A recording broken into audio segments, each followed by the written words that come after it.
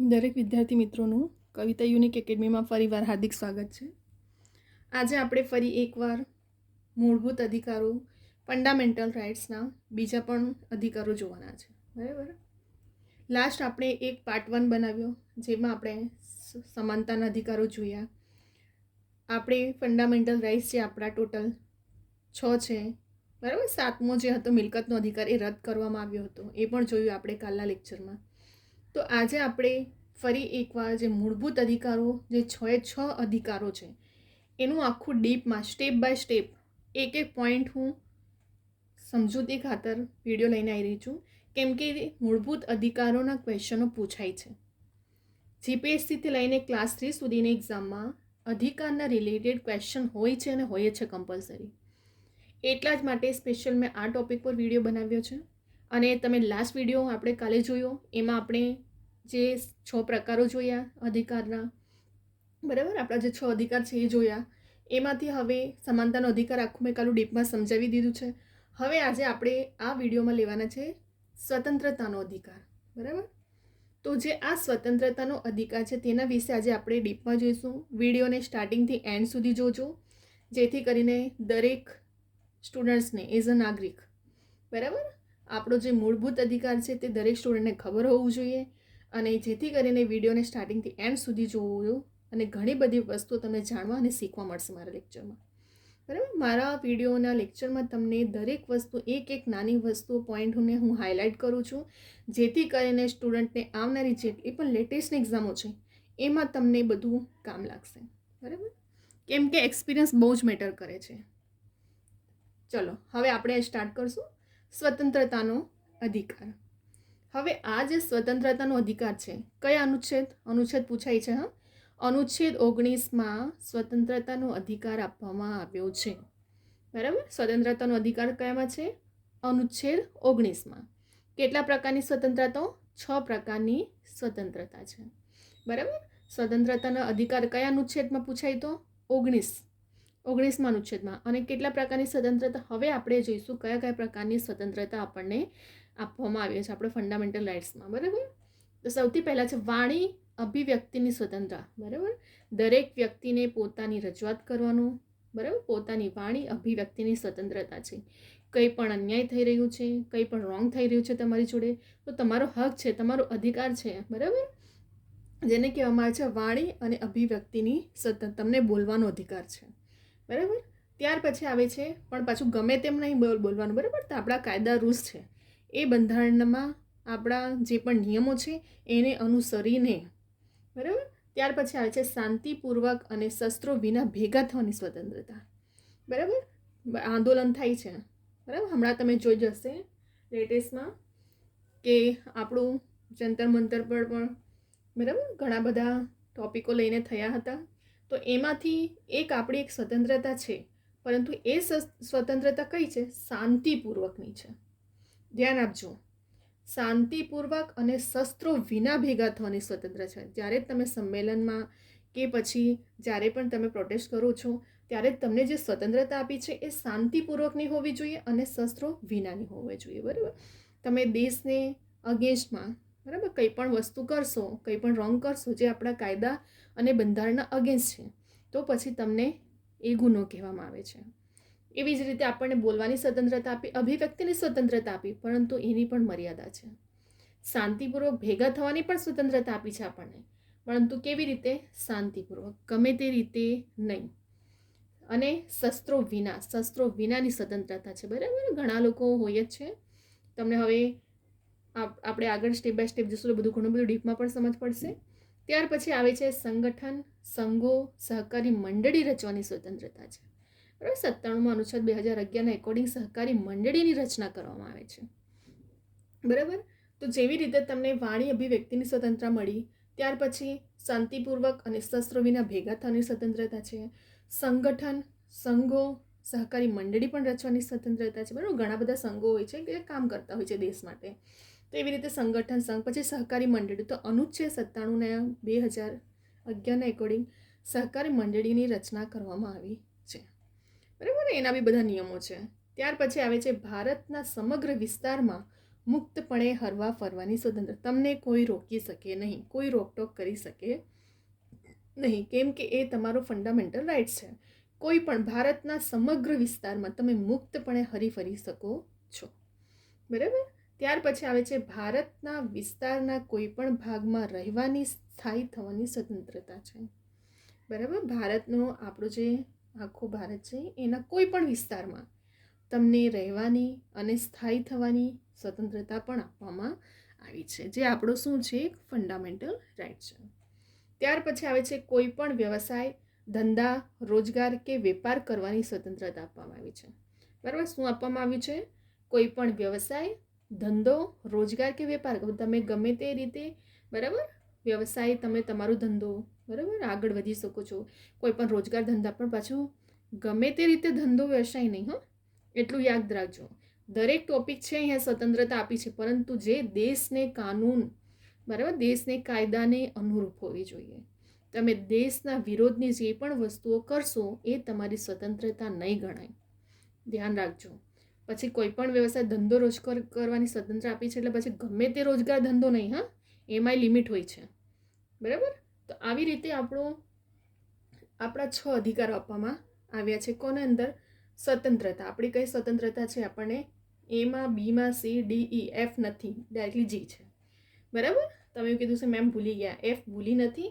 એફમાં કોઈ પણ સ્વતંત્રતાનો ઉલ્લેખ નથી અને પછી ડાયરેક્ટલી જીમાં છે, એટલે આનો પાર્ટ છે. અનુચ્છેદ 19માં 6 પ્રકારની, 19A, 19B, 19C, 19D, 19E અને 19G એવી રીતે છે.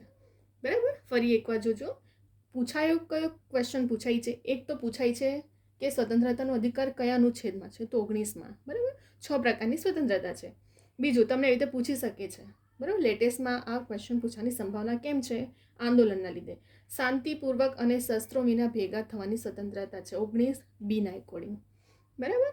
ત્યાર પછી વાણી અભિવ્યક્તિની સ્વતંત્રતા કયું? તો એક્ઝામમાં કઈ પછી 19A ના એકોર્ડિંગ. બરાબર. અનુચ્છેદ 19A માં વાણી અભિવ્યક્તિની સ્વતંત્રતા છે. અનુચ્છેદ 19B માં શાંતિપૂર્વક અને શસ્ત્રો વિના ભેગા થવાની સ્વતંત્રતા છે. ત્યાર પછી 19C, બરાબર. આ ABCD એવી રીતે નહીં સમજતા કે ખાલી પોઈન્ટ લખ્યો છે. અનુચ્છેદ કઈ રીતે બોલાય છે પરીક્ષામાં? 19A, 19B, 19C, 19D, 19E અને 19G. તો એક્ઝામમાં કઈ રીતે પૂછાશે કે શાંતિપૂર્વક શસ્ત્ર અને વિના ભેગા થવાની સ્વતંત્રતા. તો તમને ખબર છે કે 19B કે 19C કે 19D એવી રીતે તમને કન્ફ્યુઝ કરવા માટે અને પેપરનો લેવલ હાઈ કરવા માટે શું કરશે? Directly 19A, B, C, D એવું લખી હશે. તો તમને ખબર જોઈએ કે 19Aમાં શું છે, બીમાં શું છે, સીમાં શું છે, ડીમાં શું છે, બરાબર, શું છે. તેવી રીતે 19Cમાં શું છે? સંગઠન, સંઘો, સહકારી મંડળી રચવાની સ્વતંત્રતા છે. ત્યાર પછી આવે છે 19D. તો 19Dમાં શું આપ્યું છે? ભારતના સમગ્ર વિસ્તારમાં મુક્તપણે હરવા ફરવાની સ્વતંત્રતા આપવામાં આવી છે. ત્યાર પછી આવે છે 19E. તો ભારતના વિસ્તારના કોઈ પણ ભાગમાં રહેવાની, સ્થાયી થવાની સ્વતંત્રતા. બરાબર. મુક્તપણે હરવા ફરવાની તો ડીમાં, સ્થાયી થવાની તો ઈમાં, અને જીમાં શું છે? વ્યવસાય, ધંધો, રોજગાર કે વેપાર કરવાની સ્વતંત્રતા આપવામાં છે. ત્યાર પછી આવે છે સમાનતાનો અધિકાર, આપણે કાલના લેક્ચરમાં જોયો. ત્યાર પછી સ્વતંત્રતાનો અધિકાર, અને ત્યાર પછી આવે છે ગુના માટે દોષિત કરાવવા અંગેનું રક્ષણ આપણને આપ્યું છે. કયા અનુચ્છેદમાં? તો અનુચ્છેદ 20માં પૂછાય છે. આ પૂછાયેલો ક્વેશ્ચન પણ છે. જ્યાં હું હાઇલાઇટ કરું છું કે આ ક્વેશ્ચન પૂછાયો છે, એટલે ત્યાં વધારે ધ્યાન આપજો. બરાબર. ગુના માટે દોષિત કરાવવા અંગેનું રક્ષણ અનુચ્છેદ 20માં. હવે આપણે આમાં જોઈશું કે જ્યારે અનુચ્છેદ 20માં દોષી માટે જે પણ રક્ષણ અનુચ્છેદ આપણને અધિકાર આપવામાં છે તે કેવા છે ને કે ટાઈપના છે. બરાબર. તો એક જ ગુના માટે વ્યક્તિને એકથી વધુ વાર શિક્ષા કરી શકાશે નહીં. બરાબર. વ્યક્તિએ ગુનો કર્યો છે તો તેને ફક્ત એક જ વખત શિક્ષા કરી શકાત. એવું નથી કે એક જ ગુના માટે એને ઘડીએ ઘડીએ શિક્ષા બીજા પ્રકારની કરાશે, એવું નથી. બરાબર. એક જ ગુના માટે વ્યક્તિને એકથી વધુ વાર શિક્ષા કરી શકાશે નહીં. એણે એક ગુનો કર્યો છે, જેમ કે ચોરીનો, બરાબર, તો ચોરી માટે એક વખત શિક્ષા આપવામાં આવશે. તો એવું નથી કે પછી એ ગુનો તો એક જ કર્યો છે એણે ચોરીનો, તો એવું નથી કે પછી એને ઘડીએ ઘડીએ બીજી શિક્ષા કરી શકાશે. બરાબર. શું કીધું છે અહીં? એક જ ગુના માટે વ્યક્તિને એકથી વધુ વાર, એટલે એવું નથી કે ઘડી એક વાર શિક્ષા કરવામાં આવી, ફરી બીજી વાર, ફરી ત્રીજી વાર, ચોથી વાર, એવી રીતે નહીં. એક જ ગુના માટે એક વ્યક્તિને એકથી વધુ વાર શિક્ષા કરી શકાશે નહીં. બરાબર. ત્યાર પછી આવે છે જેના પર ગુનાનો આરોપ મુકાયો હોય તેવી વ્યક્તિને પોતાના વિરુદ્ધ સાક્ષી આપવા ફરજ પાડી શકાય નહીં. બરાબર, કોઈ વ્યક્તિએ ગુનો કર્યો છે એને દોષિત ઠરવામાં આવ્યો છે. બરાબર, હવે એ વ્યક્તિ શું કરશે? પોતાની વિરુદ્ધ સાક્ષી આપવા માટે કોઈ વ્યક્તિને ઊભો કરશે, પરંતુ એની પણ લિમિટ છે. શું છે કે જે પોતાની વિરુદ્ધ સાક્ષી આપવા ફરજ પાડે તે વ્યક્તિ પર જો ગુનાનો આરોપ મુકાયો હોય તો તેને વિરુદ્ધ સાક્ષી આપવા ફરજ પાડી શકાય નહીં. બરાબર, આ પણ તમારે ધ્યાનમાં રાખવાનું છે.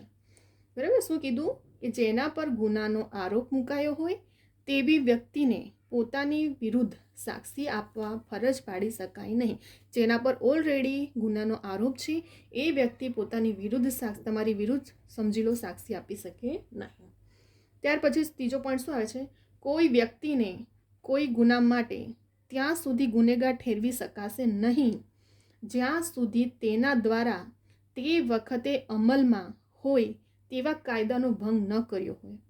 બરાબર, હવે અહીં શું થાય છે? જુઓ, શું પોઈન્ટ કહેવામાં આવે છે કે જ્યારે કોઈ વ્યક્તિએ ગુનો કર્યો હોય અને એ ટાઈમે જે કાયદા અમલમાં હોય એ કાયદાનો જો એને ભંગ કર્યો ન હોય. બરાબર બરાબર, શું કીધું છે અહીં કે કોઈ વ્યક્તિને કોઈ ગુના માટે ગુનેગાર ઠેરવી શકાશે નહીં જ્યાં સુધી તે વખતે અમલમાં હોય તેવા કાયદાનો ભંગ. એટલે કોઈક વ્યક્તિ સમજી લો કે કોઈનું મર્ડર કર્યું હોય. બરાબર, હવે જે તે ટાઈમે જેમ કે એને કયો કાયદો અમલમાં હોય કે એને આજીવન કેદની સજા. બરાબર, તો પછી એને તે વખતે અમલમાં કયો કાયદો હતો? આજીવન કેદની. તો પછી એને આજીવન કેદ જ આપી શકાય, પછી એને ફાંસી આપી શકાય નહીં જો કાયદો બદલાય તો. બરાબર, ફરી ધ્યાન આપો. એટલે અહીં શું પોઈન્ટ હાઇલાઇટ થઈ છે કે કોઈ પણ વ્યક્તિને ગુના માટે ત્યાં સુધી ગુનેગાર ઠેરવી શકાશે નહીં જ્યાં સુધી તેના દ્વારા તે વખતે અમલમાં હોય તેવા કાયદાનો ભંગ ન કર્યો હોય. બરાબર, જેમ કે મેં તમને ઉદાહરણ આપીને સમજાવ્યું કે કોઈ વ્યક્તિને મર્ડર કર્યું છે અને એ ટાઈમે એવો કાયદો હતો કે આજીવન કેદ આપવામાં આવશે, આજીવન કેદ સુધીની સજા આપવામાં આવશે. તો પછી એ વખતનો કાયદો શું હતો? શું સજા આપવામાં? કે આજીવન કેદની. અને ત્યાર પછી જો કાયદો બદલાય તો એવું થાય કે મૃત્યુ કરનારને ફાંસીની સજા આપવામાં આવશે તો પછી એણે આજીવન કેદની જ મળશે, કેમ કે એ વખતે કાયદો શેનો હતો? આજીવન કેદનો. બરાબર, તો પછી ફાંસી આપી શકાય નહીં. એટલા માટે એવું કીધું છે કે જે વખતે અમલમાં હોય તેવા કાયદાનો ભંગ ન કર્યો હોય તો પછી ઠેરવી શકાશે નહીં. તેમજ ગુનો કરતી વખતે અમલમાં હોય તેવા કાયદા અનુસાર કરી શકાતી હોય તો તેનાથી વધુ શિક્ષા કરી શકાય નહીં. જે તે મેં તમને કીધું હમણાં કે જો પછી આજીવન કેદ આપ્યું હોય તો પછી ફાંસીની શિક્ષા કરી શકાશે નહીં. બરાબર, તો અહીં આપણું ક્લિયર શું થાય છે? કયા કયા પોઈન્ટ? એક તો પૂછાય છે એક્ઝામમાં, પૂછાયેલો ક્વેશ્ચન છે ગુના માટે દોષિત કરવા માટે કયો અનુચ્છેદ? 20. બરાબર, એક પોઈન્ટ અહીં તમારો નીકળે છે. બીજું, તમને જીપીએસસીની જ્યારે તમે ક્લાસ 1-2 લેવલની જ્યારે હાઈ લેવલની તમે એક્ઝામને ક્રેક કરો છો, એક્ઝામ આપો છો ત્યારે સ્ટેટમેન્ટ ટાઈપના ક્વેશ્ચન પૂછાય છે. જેવી રીતે તમને આ 3 પોઈન્ટ આપી દીધું હશે. બરાબર, તો તમને એવું કહેવામાં આવશે કે આમાંથી ગુના માટે દોષિત ઠરાવવા અંગે કયા કયા કાયદા અને કયા કયા નિયમો છે. તો તમને 3 સ્ટેટમેન્ટ ખબર હોવા જોઈએ અને ચોથું એક બીજું મૂકી શકશે. તો તમને ખબર હોવું જોઈએ કે ગુના અને દોષિત કરવા માટે કયા કયા આપણને અધિકારો છે. બરાબર, સૌથી પહેલાં તો તમને કીધું મેં કે ગુના માટે દોષિત કરવા માટે અનુચ્છેદ 20, એક જ ગુના માટે વ્યક્તિને 1થી વધુ વાર શિક્ષા કરી શકાય નહીં. ત્યાર પછી જેના પર ગુનાનો આરોપ હોય મુકાયો હોય તેવી વ્યક્તિને પોતાની વિરુદ્ધ સાક્ષી આપવા ફરજ પાડી શકાય નહીં. શું કીધું? જેના પર ગુનાનો આરોપ મુકાયો હોય તેવી વ્યક્તિને પોતાની વિરુદ્ધ સાક્ષી આપવા ફરજ પાડી, કેમ કે એના પર ઓલરેડી ગુનાનો આરોપ મુકાયો છે. બરાબર, ત્યાર પછી કોઈ વ્યક્તિને કોઈ ગુના માટે ત્યાં સુધી ગુનેગાર ઠેરવી શકાશે નહીં ક્યાં સુધી તે કાયદો અમલમાં ભંગ, જે તે વખતનો અમલમાં જે કાયદો હશે ને એને ભંગ કર્યો ન હોય તો, અને તેને એનાથી વધુ પણ શિક્ષા કરી શકાશે નહીં. બરાબર, તો આ શું થયું? આપણું ગુના માટે દોષિત કરવા અંગેના જે અધિકારો મળ્યા છે એ વિશેની ડિટેલ છે. બરાબર, તો આપણા ટોટલ કેટલા? એક તો આપણે કાલે જોયા 6 અધિકારો. 6 અધિકારમાંથી આપણે કાલે જોયું સમાનતાનો ફર્સ્ટ લેક્ચર. બરાબર, બીજો આપણે આવે છે સ્વતંત્રતાનો અધિકાર અને ગુના માટે દોષિત ઠરાવવા અંગે અનુચ્છેદ. બરાબર, તો સ્વતંત્રતાનો અધિકાર કયા અનુચ્છેદમાં? 19માં. હવે જે આ સ્વતંત્રતાનો અધિકાર આપ્યો છે એમાં 19A માં, 19B, 19C, D, E, Gમાં, Fમાં નથી, એટલા માટે અહીં F લખ્યો નથી. આટલા અધિકાર આપવામાં આવ્યા છે. ત્યાર પછી આવે છે ગુના માટે દોષિત કરવા અંગે રક્ષણ. તો કયો અનુચ્છેદ? 20માં. તો આટલા ટોપિકોનો સમાવેશ થાય છે. બરાબર. કયા કાલે જ મેં મોસ્ટ ટાઈમ કીધું મૂળભૂત અધિકાર કયો? બંધારણનો ભાગ 3. બરાબર. 12 થી 35માં યાદ રાખજો, પૂછાતો ક્વેશ્ચન છે. બંધારણનો ભાગ 3માં મૂળભૂત અધિકાર વિશે ચર્ચા કરવામાં આવી છે. હવે આપણે ફટાફટ એક વખત રિવિઝન કરી લઈએ, બરાબર, જેથી કરીને તમને કોન્સેપ્ટ તમારો આખો ક્લિયર થઈ જાય. સૌથી પહેલાં શું છે? સ્વતંત્રતાનો અધિકાર. પૂછાતો ક્વેશ્ચન અનુચ્છેદ 19માં. કેટલા પ્રકારની સ્વતંત્રતા છે? 6 પ્રકારની. 19A શું છે? વાણી અભિવ્યક્તિની સ્વતંત્રતા. તમને બોલવાની, પોતાનું વ્યક્તિત્વ મંતવ્ય રજૂ કરવાની સ્વતંત્રતા છે. બરાબર. પછી ગમે તે રીતે નહીં, શબ્દનો ઉપયોગ ધ્યાનમાં રાખવાનો છે. ગમે તે રીતે વાણી યુઝ કરવાનો છે, પણ ગમે તે રીતે નહીં કે કોઈ વ્યક્તિને કે દેશની વિરુદ્ધ હોય. બરાબર. ત્યાર પછી 19B શાંતિપૂર્વક અને શસ્ત્રો વિના ભેગા થવાની સ્વતંત્રતા. તો શાંતિપૂર્વક અને શસ્ત્રો વિના ભેગા થવાનું છે તમારે. બરાબર. કેવી રીતે? શાંતિપૂર્વક અને શસ્ત્રો વિના. 19C શું છે? સંગઠન, સંઘો, સહકારી મંડળી રચવાની સ્વતંત્રતા. બરાબર. દેશ માટે કેટલાક સંઘો કામ પણ કરતા હોય છે. બરાબર. તો દેશના સંઘો, સહકારી મંડળી. પૂછાયેલો ક્વેશ્ચન એક હતો કે સહકારી મંડળીની સ્થાપના તો અનુચ્છેદ 57 એકોર્ડિંગ 2011 એકોર્ડિંગ કરવામાં આવ્યું હતું. બરાબર. ત્યાર પછી આવે છે ભારતના સમગ્ર વિસ્તારમાં મુક્તપણે હરવા ફરવાની સ્વતંત્રતા.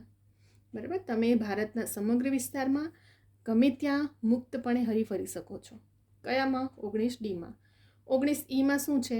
સ્થાયી થવાની સ્વતંત્રતા છે. ભારતના કોઈ પણ વિસ્તારમાં સ્થાયી થવાની સ્વતંત્રતા. 19G શું છે? કોઈ પણ વ્યવસાય, ધંધા, રોજગાર કે વેપાર કરવાની તમને સ્વતંત્રતા આપવામાં આવી છે. પરંતુ એ ધંધો કે રોજગાર, વ્યવસાય દેશના કાનૂન કાયદાના અંડરમાં હોવું જોઈએ. જે કાયદો કાનૂન અમલમાં હોય એના વિરુદ્ધ કરશો તો પછી એ વ્યવસાય, ધંધો, રોજગાર તમારી સ્વતંત્રતા નહીં ગણાય. બરાબર. ત્યાર પછી આવે છે બીજો એક અધિકાર, ગુના માટે દોષિત કરાવવા અંગે રક્ષણ. તો પૂછાતો ક્વેશ્ચન અનુચ્છેદ 20. અનુચ્છેદ પૂછાય છે મોસ્ટલી. બરાબર. હવે એમાં જોઈશું આપણે પ્રથમ કયો સ્ટેપ આવે છે. એક જ ગુના માટે વ્યક્તિને એકથી વધુ વાર શિક્ષા કરી શકાશે નહીં. જેમ કે મેં તમને હમણાં સમજાવ્યું કે વ્યક્તિએ ચોરી કર્યું છે, તો ચોરી માટે જો એને શિક્ષા કરવામાં આવી છે તો પછી એને ઘડીએ એક જ ચોરી કરી છે એના માટે ઘડીએ શિક્ષા નહીં કરી શકાશે. બરાબર. એકથી વધુ વાર નહીં શિક્ષા કરી શકાય, એક વખત કરવામાં આવશે. ત્યાર પછી જેના પર ગુનાનો આરોપ મુકાયો હોય તેવી વ્યક્તિને પોતાની વિરુદ્ધ સાક્ષી આપવાની ફરજ પાડી શકાય નહીં. બરાબર. જેના પર ગુનાનો આરોપ છે, બરાબર, તે વ્યક્તિને પોતાની વિરુદ્ધ સાક્ષી આપવા ફરજ પાડી શકાશે નહીં. ત્યાર પછી ત્રીજો પોઈન્ટ શું કહે છે? કોઈ પણ વ્યક્તિને કોઈ ગુના માટે ત્યાં સુધી ગુનેગાર ઠેરવી શકાશે નહીં જ્યાં સુધી તેના દ્વારા તે વખતે અમલમાં હોય તેવા કાયદાનો ભંગ ન કર્યો હોય. બરાબર. મેં તમને ઉદાહરણ આપીને પણ સમજાવ્યું કે કોઈ વ્યક્તિએ મર્ડર કર્યું છે અને તે વખતે કાયદો સજાની શું હતું? આજીવન કેદ. હવે એ વ્યક્તિ કાયદો કયો હતો? આજીવન કેદ માટે. મૃત્યુ કરવા બદલ આજીવન કેદ આપવામાં આવે છે. એ સમજી લો, ઉદાહરણ આપીને સમજાવું છું. બરાબર. એ કાયદો હતો. તો પછી અહીંયા શું કીધું કે કોઈ ગુના માટે ત્યાં સુધી એને ગુનેગાર ઠેરવી શકાશે નહીં કે જ્યાં સુધી તેના દ્વારા તે વખતે અમલમાં હોય તેવા કાયદાનો ભંગ ન કર્યો હોય. તો જો એણે ગુનો કર્યો હોય મૃત્યુનો અને તેને ફક્ત આજીવન કેદની જ સજા છે તો પછી ત્યાં ફાંસીની નહીં થશે. બરાબર. કેમ કે એ ટાઈમે કાયદો હતો આજીવન કેદનો. બરાબર.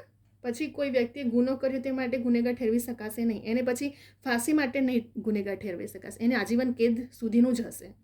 તેમજ ગુનો કરતી વખતે અમલમાં હોય તેવા કાયદા અનુસાર કરી શકાતી તેનાથી વધુ શિક્ષા કરી શકાશે નહીં. જો પછી કાયદો હતો આજીવન કેદનો તો પછી ફાંસીની શિક્ષા નહીં કરી શકાશે. બરાબર. તે વખતના જે કાયદા હોય ને એ કાયદાના પ્રમાણે શિક્ષા કરવામાં આવે છે. એ આટલું યાદ રાખજો. અને જો કાયદો બદલાય તો પછી એવું નથી કે કાયદા બદલાયેલો હોય તો પછી એ પ્રમાણે ડાયરેક્ટલી શિક્ષા કરી દેવામાં આવશે. જે ટાઈમે એણે ગુનો કર્યો છે એ ટાઈમે જે કાયદો અમલમાં હતો અને એ જ કાયદા પ્રમાણે એને સજા કરવામાં આવે છે. બરાબર. આ તમને ઉદાહરણ ખાતર મેં સમજાવ્યું કે જેથી કરીને તમને સમજ પડે. બરાબર. તો આપણે અહીં 3 કન્સેપ્ટ ક્લિયર થઈ ગયા અહીં પણ. બરાબર. તો આપણા ધ્યાન રાખજો 6 અધિકાર છે. 7મો અધિકાર મિલકતનો હતો જે 42માં બંધારણ 1978ના એકોર્ડિંગ રદ કરવામાં આવ્યું હતું. આપણા 6 અધિકારમાં કયા ભાગમાં છે? બંધારણના મૂળભૂત અધિકાર ભાગ 3માં, બરાબર. ત્યાર પછી આવે છે 14થી લઈને 35 સુધીના અનુચ્છેદ. હવે કાલે આપણે જોયું સમાનતાનો અધિકાર. બીજો અધિકાર સ્વતંત્રતાનો. તો સ્વતંત્રતાનો અધિકાર અનુચ્છેદ 19, જેમાં 6 પ્રકારની સ્વતંત્રતા. ત્યાર પછી અનુચ્છેદ 20માં ગુના માટે દોષી ઠરાવવા અંગે રક્ષણ અને તે માટેના નિયમો અને અધિકારો, બરાબર. તો આપણે થઈ ગયા કમ્પ્લીટ 3 અધિકારો વિશે આપણી સમજૂતી જોઈ લીધી. કાલે સમાનતાનો જોયો, સ્વતંત્રતા અને ગુના માટે દોષિત કરવા, આપણે 3 અધિકારો જોઈ લીધા. હવે બીજા વિડીયોમાં આપણે બીજા પણ આપણા 3 અધિકારો જોવાના બાકી છે. હું આખું પોઈન્ટ ટુ પોઈન્ટ, તેથી કરીને તમને ઘણું સમજ પડી જાય, બરાબર. તો આપણું ક્લિયર થઈ ગયા એટલા 3 રાઇટ્સ, બરાબર. આપણા શું છે, દરેક સ્ટુડન્ટને બીજું બધું ખબર હોય કે ના હોય, પણ ફંડામેન્ટલ તો રાઇટ્સ ખબર હોવો જોઈએ. તમે દેશના નાગરિક છો, બરાબર. તમે આવનારા ભવિષ્યના ફ્યુચર છો, બરાબર. તો તમને તમારી ફંડામેન્ટલ રાઇટ તો ખબર હોવું જોઈએ. એટલા જ માટે મેં કીધું છે કે વિડીયોને સ્કીપ ના કરો, સ્ટાર્ટિંગથી એન્ડ સુધી જુઓ. તમારો અધિકાર, તમારો હક તમને ખબર હોવો જોઈએ, બરાબર. તો અહીં હવે આપણે કમ્પ્લીટ થઈ ગયો આખો ટોપિક. આપણે કવિતા યુનિક એકેડમી ઇન્સ્ટાગ્રામની આઈડી છે. તમને કોઈ પણ ક્વેરી, ક્વેશ્ચન, લેક્ચરમાં પણ સમજ ના કશે પડી હોય તો તમે મને એના પર પણ મેસેજ કરીને પૂછી શકો છો, બરાબર. બીજી વસ્તુ, આ ચેનલ પર તમને ફક્ત રેકોર્ડેડ ડેલી લેક્ચર નહીં, પરંતુ ડેલી જોબ કે ગવર્મેન્ટ એક્ઝામ જે આવનારી હોય છે એની પણ ઇન્ફોર્મેશન અપડેટ કરવામાં આવે છે. તો તમને બંને રીતે બેનિફિટ છે. એક તો રેકોર્ડેડ લેક્ચર પણ મળે છે, પ્લસ તમને આવનારી જેટલી લેટેસ્ટની ઇન્ફોર્મેશનો છે એક્ઝામની એ પણ તમને આ ચેનલ પર મૂકવામાં આવે છે, બરાબર. તો સબસ્ક્રાઈબ કરવાનું ભૂલતા નહીં અને નોટિફિકેશન માટે બેલ આઇકોનને ઓન રાખજો, જેથી કરીને જેમ અપડેટ કરવામાં આવે તેમ તરત તાત્કાલિક તમને નોટિફિકેશન આવી જાય, બરાબર. અને કવિતા યુનિક એકેડમી ઇન્સ્ટાગ્રામની આઈડી છે, એના પર બી તમને કોઈ ક્વેરી, ક્વેશ્ચન હોય એક્ઝામ રિલેટેડ, ડેલી ઇન્ફોર્મેશનો મૂકવામાં આવે છે, તો તમે મને પૂછી શકો છો, બરાબર. તો હવે આ વિડીયો આપણો કમ્પ્લીટ થઈ ગયો છે. આ વિડીયો તમને ગમે તો લાઇક, શેર, કમેન્ટ કરો. તમારા ફ્રેન્ડ સર્કલમાં પણ શેર કરો, ગ્રુપમાં શેર કરો, જેથી કરીને દરેક સ્ટુડન્ટ સુધી આ વિડીયો પહોંચવો જોઈએ, બરાબર. અને હું દરેક વિડીયોમાં બોલું છું કે દરેક સ્ટુડન્ટ કોચિંગ એફર્ટ નથી કરી શકતા, તો એ લોકોને આવી રીતે વિડીયો કલેક્ટ કરીને અને આટલું બધું નોલેજ મળી જતું હોય તો તમને બીજું જરૂર શું છે, બરાબર. તો વિડીયોને લાઇક, કમેન્ટ, શેર કરજો તમારા ફ્રેન્ડ સર્કલમાં પણ, અને ખાસ કરીને સબસ્ક્રાઈબ કરવાનું ભૂલતા નહીં. નોટિફિકેશન માટે બેલ આઇકોનને ઓન રાખજો, જેથી કરીને તમને ડેલી ઇન્ફોર્મેશનો મળતી રહે, બરાબર. હવે આપણે નેક્સ્ટ વિડીયોમાં બીજા બધા ટોપિકો સાથે આવશું. બીજા પણ 3 અધિકારો જે બાકી રહ્યા છે એ પણ આપણે જોઈ લઈશું. એટલે આપણા ફંડામેન્ટલ રાઇટ્સનો ટોપિક આખો ક્લિયર થઈ જશે, બરાબર. અને જ્યારે એક્ઝામ આપું છું ત્યારે જે રીતે હું કહું છું કે એક નાની નાની વસ્તુ ક્યાં ભૂલ થાય છે, કેવા ટાઈપના, જો ક્લાસ 3ની મોસ્ટલી એક્ઝામ હોય તેમાં ઓપ્શન ટાઈપના પૂછાય છે, જીપીએસસીથી લઈને હોય છે હાઈ લેવલની, તો સ્ટેટમેન્ટ મૂકવામાં આવે છે. એટલા માટે હું એ રીતે સમજૂતી ખાતર સમજાવું પણ છું કે કેવા ટાઈપ તમને ક્લાસ 3માં પૂછાઈ શકે અને હાયર લેવલમાં કેવી રીતે ક્વેશ્ચન કાઢવામાં આવે છે, બરાબર. તો આટલું આપણું અહીં ક્લિયર થઈ ગયું ટોપિક. હવે આપણે નેક્સ્ટ વિડીયોમાં બીજા બધા ટોપિકો સાથે પણ આવશું, બરાબર. હું ઘણા ટોપિકો લઈને આવું છું, કેટલા સ્ટુડન્ટની ડિમાન્ડ પણ હોય છે એ પ્રમાણે પણ હું ટોપિક લઈને આવું છું. અને આ ચેનલ પર મારા દરેક રેકોર્ડેડ લેક્ચર જોજો. એવું નથી કે ફક્ત એક ટોપિક, બરાબર. દરેક ટોપિક પર મેં વિડીયો લઈને આવી છું, અને એવા જ સ્પેશિયલ આપણે વિડીયો બનાવી રહ્યા છે કે જે આવનારી જેટલી પણ લેટેસ્ટ એક્ઝામ છે, ફક્ત એક એક્ઝામ નહીં, આવનારી જેટલી પણ લેટેસ્ટ એક્ઝામો છે દરેક એક્ઝામ માટે તમને યુઝફુલ રહેશે, બરાબર. ફક્ત એક જ વિડીયો નહીં, ગુજરાતી ગ્રામરના તમે જોશો તો ઓથેન્ટિક બુકના નિયમો પ્રમાણે ક્યારેય ગોખું મોડે ના કરવું પડશે, લાઈફ ટાઈમ તમને યાદ રહી જશે. એવી રીતે આખા ગુજરાતી ગ્રામરના નિયમોના પણ વિડીયો છે. ત્યાર પછી મેથ રિઝનિંગના શોર્ટ ટ્રિક, શોર્ટ મેથડ પ્રમાણેના બનાવ્યા છે. પછી આ રીતે આપણે બંધારણના બીજા બધા સબ્જેક્ટના પણ ટોપિક વાઇઝ લાવી રહ્યા છે, બરાબર. તો તમને એક્ઝામ ક્રેક કરવામાં આ ચેનલના દરેક વિડીયો ઇમ્પોર્ટન્ટ છે. દરેક વિડીયો 1 થી 2 માર્ક્સ કવર કરવા માટે ઇમ્પોર્ટન્ટ છે તમને, બરાબર. તો હવે આપણે નેક્સ્ટ વિડીયોમાં બીજા બધા ટોપિકો સાથે આવશું. અહીંયા હવે આપણે વિડીયોને સ્ટોપ કરી રહ્યા છે.